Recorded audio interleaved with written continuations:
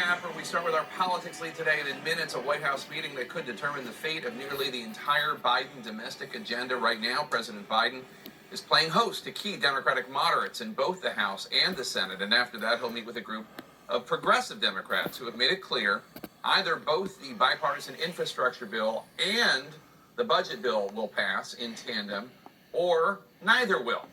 In just moments, I'll speak to one of those progressive Democrats about exactly what's at stake here. More than $4 trillion worth of Biden priorities, from investments in roads, bridges, and public transportation to child care benefits and an expansion of Medicare.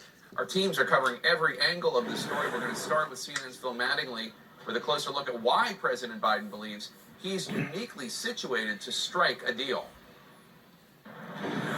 With its legislative agenda teetering, the White House has called in its most powerful weapon, President Biden. We're in a pivotal period of our negotiations and discussions. Biden hosting a series of meetings with nearly 24 Democratic lawmakers today. First with Speaker Nancy Pelosi and Senate Majority Leader Chuck Schumer, then with groups of warring moderates and progressives, all critical players in the intra-party combat that has broken out. He sees his role as uniting and as working to bring together people over common agreement on a path forward. It's a battle that has pushed Biden's sweeping, dual-pronged $4 trillion domestic agenda to the brink of implosion. The meetings marking the most intensive personal effort deployed by Biden, a 36-year Senate veteran. Today, Democrats face a legislative pileup of epic proportions, less than a week from a House vote promised to moderates on the $1.2 trillion infrastructure bill. There's no one better than Speaker Pelosi getting votes, and so I'm optimistic that we'll get it done on Monday. With progressives threatening to tank that bill if there's no pathway on the second $3.5 trillion economic and climate package. Half our members, more than half our members, will not move the bipartisan bill without the reconciliation bill being passed. All as the government barrels towards a shutdown on September 30th. Simply put, Republicans are trying a dine and dash of historic proportion. And with unified Senate Republican opposition, the looming threat of a catastrophic default in October. The debt ceiling will be raised, as it always should be, but it will be raised by the Democrats. And Jake, White House officials say they have always planned to deploy the president in the most personal of fashions when it got to a critical moment of his agenda. That's certainly where they are right now, and Democrats I've been speaking to all day almost universally welcome his involvement. But one Democrat I was texting with said, it's about time. There's a recognition things have gotten very bad right now, and they need to find a pathway forward, Jake. All right, Phil Mattingly, thanks so much. Appreciate it. CNN's Ryan Nobles is live on Capitol Hill for us. Ryan, give us a reality check. Where do things stand at this moment?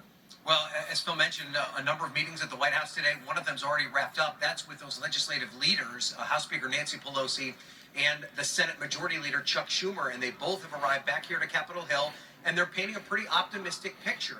The House Speaker Nancy Pelosi telling everybody that they are still on schedule and that everyone is calm and everyone is good. And Schumer echoing those same comments. They feel as though they are headed in the right direction. But the reality here is that neither of them can articulate an actual path forward, how they can get over this impasse that would have them voting on the bipartisan infrastructure deal on Monday, and they'll then still finding a path towards passing that much broader $3.5 trillion broader human infrastructure plan. So that's part of what these conversations are about here at the White House tonight.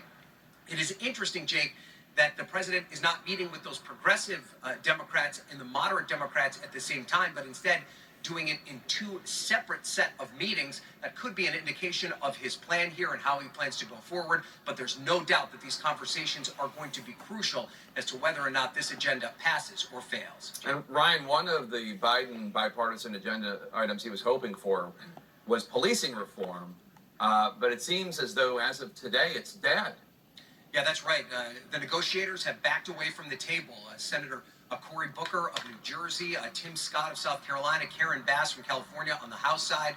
They have been huddling for months, trying to come up with some sort of police reform act that both Republicans and Democrats could vote for, at least enough Republicans in the United States Senate to vote for, and they just could not come to an agreement. It seems as though one of the major sticking points is whether or not The qualified immunity statute or qualified immunity would be a part of the statute. They just could not come up with an agreement on that point. Now, both sides say they're going to continue working toward finding some sort of police reform in the future, but this group that is negotiating, they are no longer talking, Jake, and that is a huge blow to the Biden agenda. This was a big priority for the president. All right, Ryan, thanks so much. Here now.